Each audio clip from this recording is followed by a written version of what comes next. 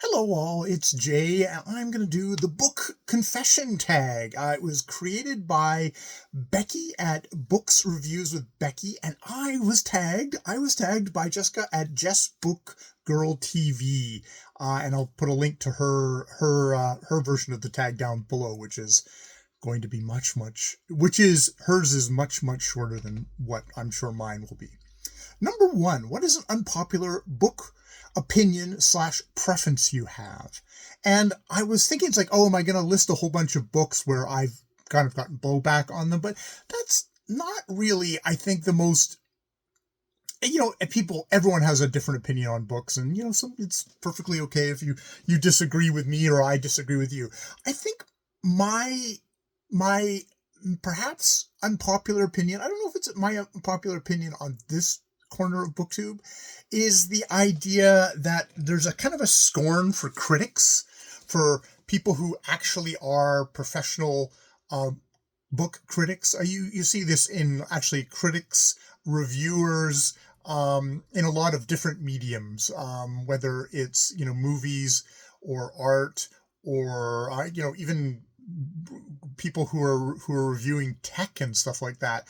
There seems to be there's a general scorn that seems to be building for these kind of people, and I see it as kind of a larger scale trend in our society in general, and but it's always puzzled me that it's like you've got somebody whose job it is to read and kind of critically assess art in general, and they're spending all their time doing that. They're really focusing in a way that a general reader like myself just does not have the time. It's like, oh, here comes out a history book on this.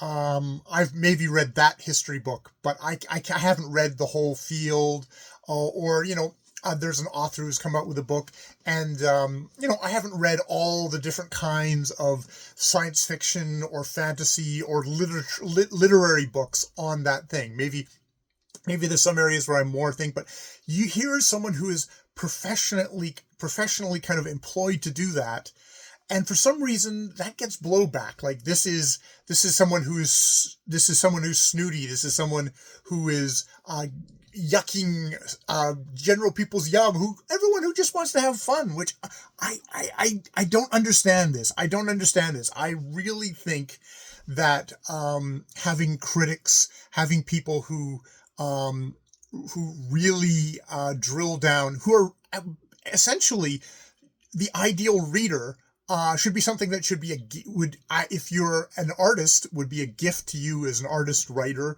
or would be, and as other readers, would be a gift. This is a gift. This is somebody who can point out the really great stuff. This is somebody who can say, okay, they're doing this, but this is also being done over here, that can spot things, can illuminate things, that there's a kind of a collaborative thing of art. You need an artist to make art, but you need an audience. You need an educated, enthusiastic, loving audience as well. And someone but also not like just dumbly accepting everything. I think if you get an uncritical and docile reading public, you end up, that makes for bad books, bloated and lazy and uninteresting and not innovative. So to me, when you have a general kind of movement in society for people who hate critics, who want to sideline critics, who want to push them out of the conversation, that they're not just unquestioning fans. You're spiting yourself by pushing out those kinds of voices, because those kinds of voices, challenging voices, make for better writing, better art. And I see that there's kind of the rise of, maybe this is where my opinion gets a little, this is where it's unpopular, but there's a rise of, in the book world as well, of what's not a critic, but is somebody who is an influencer, as somebody who is there, who is getting payment from publishers, publishers, or if it's, movies from from the corporations who produce movies, to just be fans, to be just you're another branch of the advertising. You're another branch of the advertising for whether it's a book, whether it's a movie, and that makes for just unquestioning yuck. You look at movies where it's only fandom. You end up with lazy, bloated, unengaging work, which eventually the audiences just wander away from because it's boring. It is boring, and yeah, I mean, there's also unfortunately also in our society there is the flip side of that is there's the professional hate mobs out there as well, who are not critics. Those aren't critics. Those are people who are doing just simply the flip side of the propaganda of a happy influencer who will just tell you everything is wonderful in this book. Having someone on the other side who's never read the book either saying everything is crap and it's, whatever, pushing whatever political agenda that they think is going to sell clicks and stuff like that, is also damaging. What you need are people who care deeply about whatever form that is. We're obviously talking about books here, who care deeply about books, but are also disinterested. And I don't mean disinterested in they don't care, but are disinterested in that they only care about the book. They do not care about the stuff around that. And I do worry sometimes that that some of the more those critical voices, and I do not consider I'm probably more of a fan, to be honest, than I am. I'm not obviously I'm not a professional critic. I'm a hobbyist critic at best. I worry that the actual voices that are there to look at works disinterestedly, but passionately, if that makes sense, that they're getting pushed out and people aren't getting access to that. I know that I came to BookTube because I was finding in Canada there was especially in print, there was a very kind of incestuous close system where you got the sense when you read major newspapers and reviews where the reviews did not seem to come out and say whether they liked the book or not. They were very mealy-mouthed. They just talk around it. Oh God, this is way too long. I'm going to have to edit this all. I'm going to have to do a second take of this, but this is good. This is good. But it was very much just mealy-mouthed. They would not come out and say, and they wouldn't come out to say because in a lot of ways they're because of the close-knit nature of Canadian lit at the time, it was impossible to get kind of a direct kind of brass tacks what I thought about the book. And I came to BookTube because I wanted to get people actually talking about books where they, they're just like me. There's somebody standing in their office, in their basement, sitting on their bed, just giving honest assessments of what they thought about a book, and it kind of bypassed that. Unfortunately, what's happened with the success, probably more of like I get the sense I'm not on it, of book talk and stuff like that. That it's become more of an there's more of an influencer kind of set of things where people are again. Due to their success, the publishing companies have come calling, and it's more compromised. Again, it becomes more about promotion than it becomes about actually kind of delving in and passionately engaging with the work. And then passionate engagement doesn't necessarily mean it was all wonderful. Passionate engagement can be, this pissed me off because of this, or I had this reaction to this, or, just the actual reactions you get from books, that I get from books, that I feel, and this is the reason why I read. It's there's stuff where you can just say, it's like, it's not there. It's not there. wow, I'm going to have to try and wrestle that down into a more manageable space when I do. But let's go on and do all the other questions and see if there's anything else that I just ramble on about for forever and ever. Number 2, has your reading taste changed over the years, and how? Well, I mean, over the years, it's like, yeah, because I've been reading ever since I was a child. So I would say the reading tastes were very pure escapism, from, children's literature to kind of comic books to sci-fi and fantasy, very kind of escapist stuff. At a certain point, I decided I was going to become a serious adult and to get into literary fiction, and I did a lot of literary fiction for a good while. And now I'm probably much more back to a mix of fantasy and science fiction and lit fic, and probably due to the influence of YouTube, of reading nonfiction, history, and a lot more older works woven into that. And also romance books, which I would have never expected. Just a couple of years ago, I would have never expected I would be reading romance books.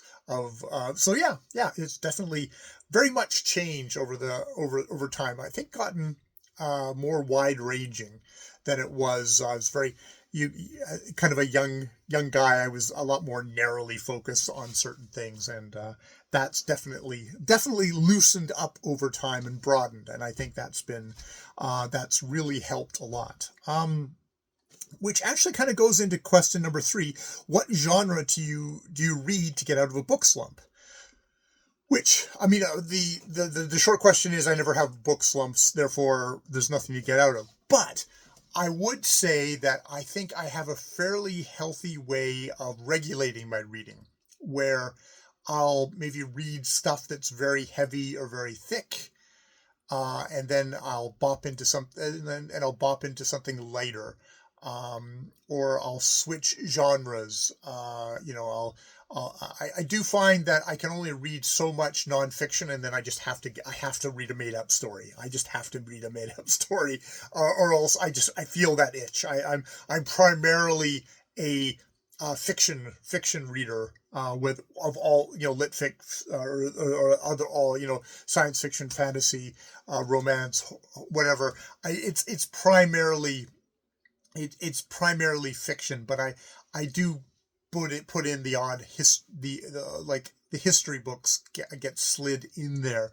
So yeah, if I'm really low energy, then it's probably I'm going into kind of a late fantasy, or probably like a romance now is actually also just a very kind of like, it helps me take a break. And the good thing is I am only reading for reading is my escape. It's my escape. It's the thing that I do to keep myself sane, so I can read whatever I want, which is awesome. So why have a slump? What are some of your favorite auto-buy authors? This is the authors who have credit in the bank of Steve, as Steve Donahue would say. Probably actually at the moment, the author that, because there's a lot of authors, it's like I'm very happy reading an author and then not coming back to that author again for like a year or two, no matter how good the author was. I find a lot of times I'll be like, oh, okay, I read them, but I don't need to kind of go back to them. But romance, actually, I had a good streak of romance in there where I read the Kate Healy Olympus Inc. series, which is taking the kind of the gods of Greek mythology, but putting them in a contemporary setting and having them working at a giant publishing company. So I fairly quickly went through Persephone in Bloom, Aphrodite Unbound, Hera Takes Charge, Ask Cassandra. And as I was doing this tag, I realized, oh my goodness, there was another one published in December, Love Laodice, which I actually haven't read yet. So I should quickly put that on my auto-buy thing. So that's probably the closest I get to an auto-buy. Number 5, how many chances do you give an author before you won't try them again? I think that depends. if it's the writing style, probably I'll just be one and done. If it's just like, okay, you write this way, I'm probably not going to go back. I'm not going to go back to you again. If it's one of these things where it's a subject, then perhaps I will. It's I think my most notable example of someone like I loathed the first book I read of theirs was Jonathan Safran Foer, Extremely Loud, Incredibly Close, which I found to be a really mawkish 9/11 novel that really bothered and offended me. But I actually did go back and read his nonfiction work, Eating Animals, which is much more about how we treat animals and kind of vegetarianism, which I did enjoy. I mean, it wasn't like a perfect book again, but it was a giant improvement. I much more liked his nonfiction. I mean, it's one of these things of, if I've building up credit in building up credit for me, if I read a bunch of your books and I like them, and then I hit a real clunker, well, I might approach that author again tentatively, like, okay, is this continuing that story? Is it, I would examine it more. I would examine the book more before I picked it up carefully with tongs, poking at it to see. But yeah, but I think a lot of times, if it's like, oh, okay, that author isn't for me, I'll try them and then just, no, I won't have to do, I just won't go on with them.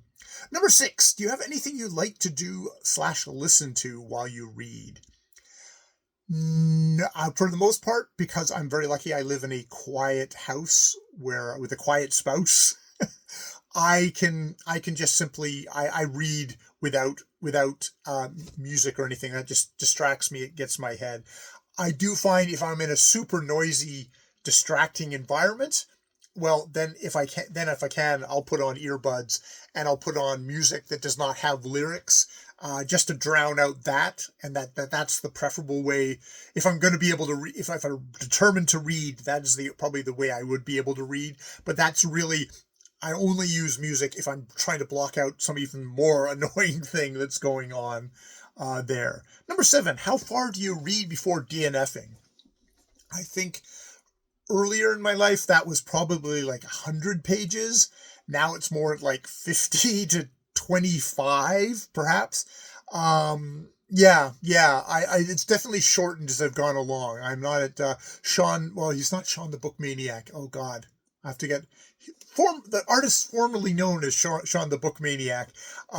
Could do it after like a line or a page, which I don't think I'm quite at that stage. I'm not fast as Sean is, but yeah, that's probably where I was.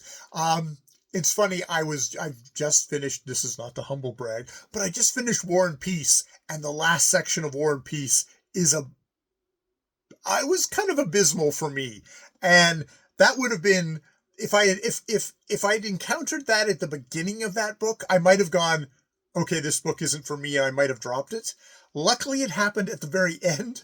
So at that point, I'd read over 1,000 pages, and it's like, okay, I'm not DNFing this. I'm just bulling through to the end. And I did bull through the end because, God damn it, I'm not putting a DNF on a book where I've read over 1,000 pages. It's like, no, you're not getting me, Tolstoy. Screw you. I have to do a video on War and Peace.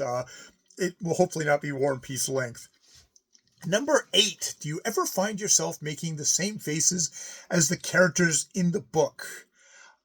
No. Sometimes I find myself maybe acting out odd or confusing actions, but not usually faces.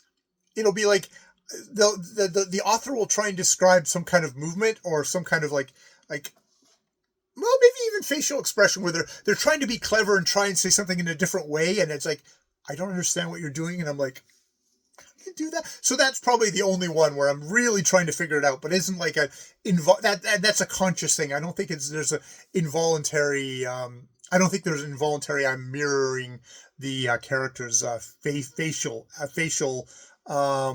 things of the characters. Number 9, reread? Yes, no, depends.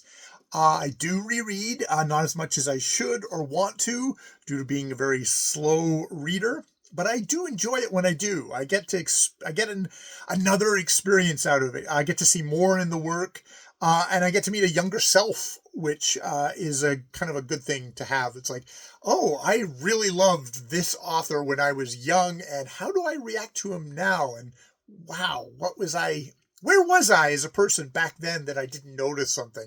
Maybe where we are as a culture that I didn't notice something that seems usually incredibly sexist, or, maybe, especially as a young reader, you just kind of suck things up without very accepting. You're trying to learn things about the world, and you maybe just accept that as read. Think about some Piers Anthony that I read as a young teenager, and some I shudder there. My last reread was N.K. Jemison's The City We Became, which I think I reread it because it's the first in a series, and I never went on with the series. And I started reading, went like, oh, this first chapter is amazing. And then the book kind of drops in quality after that. And by the end, I found there were things like, oh, it was clarifying to read it again, and then to realize I was not going to go on in this particular series. Now, there is another thing of, I probably would I'll try N.K. Jemisin again. She's someone I've tried a couple of times. I think I would continue trying to try her because I do find her an interesting writer. Just have not found the book that is the successful book yet. So number 10 is Tag Others. I will tag one other person. That is Angie's Reading Life, who I heard about on Kelly at Books I'm Not Reading's channel. She is somebody who makes quite short, sharp videos, a lot like I like Jessica. So yeah. So thanks again to Jessica, and definitely check out her channel. She has a new video just out for Autism Awareness Month, where she's recommending two books, and she's also talking about her experience as growing up with Asperger's. So it's definitely an interesting video that way. She's definitely one of those one of those unique voices. I think there's like a dime a dozen jokers like me on YouTube. Jessica is definitely someone brings different viewpoint different way of how she does. And also from what I've watched of Angie's Reading Life, her videos as well are something notable that you should check out. All right, I will leave it there for this first attempt at the book Confessions tag, which I'm going to have to listen back to this and do again a lot shorter. All right, more videos later.